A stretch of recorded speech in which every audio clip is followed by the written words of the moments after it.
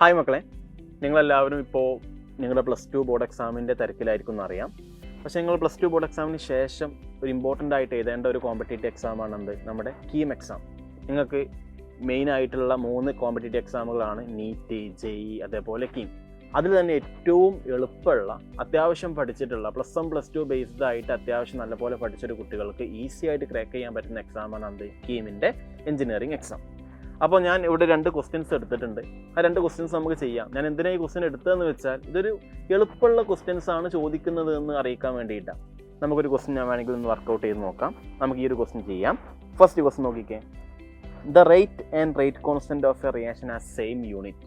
അതായത് റിയാക്ഷൻ്റെ റേറ്റ് കോൺസ്റ്റൻറ്റിൻ്റെ യൂണിറ്റും റേറ്റിൻ്റെ യൂണിറ്റും സെയിം ആണെന്ന് പറഞ്ഞിട്ടുണ്ട്. ആ റിയാക്ഷൻ്റെ ഓർഡർ എന്താണെന്നാണ് ചോദ്യം. നമുക്ക് അറിയുന്നൊരു കാര്യമാണ്.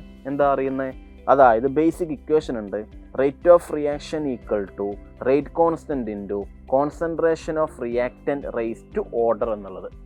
ഓക്കെ, അപ്പോൾ റേറ്റ് ഓഫ് റിയാക്ഷനും റേറ്റ് കോൺസ്റ്റൻറ്റും സെയിം ആവണമെന്നുണ്ടെങ്കിൽ ഈ ടേം മൊത്തത്തിൽ 1 ആയാൽ പോരെ. എടാ എ റേസ് ടു 0 എന്താ 1? ഏത് നമ്പർ റേസ് ടു 0 1 നമുക്കറിയാം.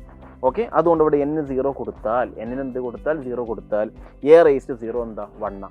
അപ്പോൾ എ റേസ് ടു 0 1 ആകുന്ന സമയത്ത് rate of reaction equal to rate constant എന്ന് എഴുതി കൂടെ. അപ്പോൾ ഈ ഇക്വേഷനിലൂടെ നമുക്കൊരു കാര്യം മനസ്സിലായി. എന്ത്? റേറ്റ് ഓഫ് റിയാക്ഷൻ്റെ യൂണിറ്റും റേറ്റ് കോൺസ്റ്റൻറ്റിൻ്റെ യൂണിറ്റും ആക്ച്വലി എന്താ സെയിം ആണ്. എപ്പോൾ n എന്താണെങ്കിൽ 1, n എന്താണെങ്കിൽ 0 ആണെങ്കിൽ. അപ്പോൾ n എവിടെ എന്ത് കൊടുക്കുക 0 കൊടുത്താൽ റേറ്റ് ഓഫ് റിയാക്ഷനും റേറ്റ് കോൺസ്റ്റൻറ്റും എന്തായിരിക്കും സെയിം ആയിരിക്കും.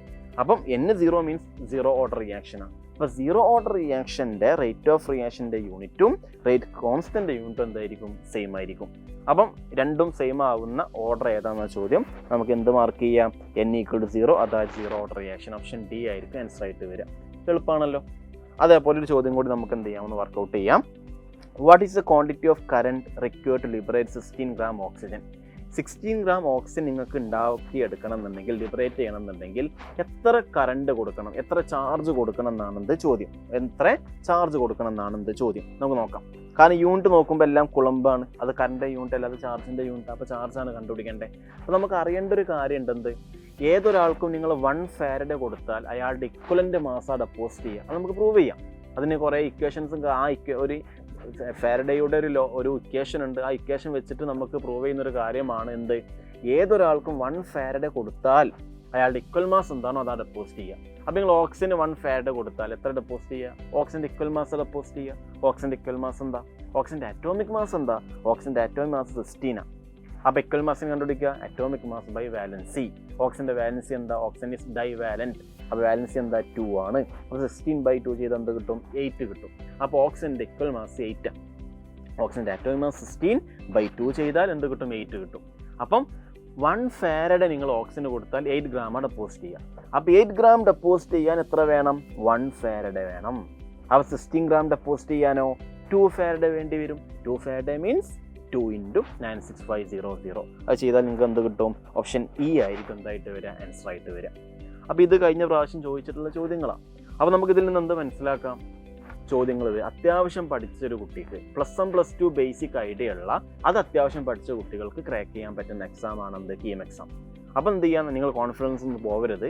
നിങ്ങളുടെ ബോർഡ് എക്സാമിന് ശേഷം നമുക്ക് ആകെ 13 ഡേയ്സേ എന്തുള്ളൂ കീം എക്സാമിനുള്ളൂ. അതാണ് ഇപ്രാവശ്യത്തെ ഈ ഒരു ചലഞ്ച് നമുക്കുള്ളത്. കാരണം പഠിക്കാൻ സമയം വളരെ കുറവായിരിക്കും നിങ്ങൾ ബോർഡ് എക്സാമിന് ശേഷം. അപ്പോൾ ഈ ഒരു 13 ഡേയ്സ് നമുക്ക് എഫക്റ്റീവായിട്ട് എല്ലാം പഠിക്കൊന്നും വേണ്ട. അതായത് ഏറ്റവും ഇമ്പോർട്ടൻ്റ് ആയിട്ടുള്ള ഭാഗം, ഏറ്റവും കൂടുതൽ ചോദ്യങ്ങൾ വരുന്ന ഭാഗം, പിന്നെ അതേപോലെ ഏറ്റവും ഇമ്പോർട്ടൻ്റ് ആയിട്ടുള്ള ക്വസ്റ്റ്യൻസ്, ഇത്രയും കാര്യങ്ങൾ നിങ്ങൾ ചെയ്തു പോയാൽ തന്നെ, അതേപോലെ +1 +2 അത്യാവശ്യം നല്ല ബേസ് ഉള്ള കുട്ടികൾക്ക് ഇത്രയും കാര്യം അതിൻ്റെ കൂടെ തന്നെ ചെയ്താൽ നമുക്ക് അത്യാവശ്യം വിചാരിച്ച ഡീസൻറ്റ് സ്കോർ നമുക്ക് എന്ത് ചെയ്യാൻ പറ്റും?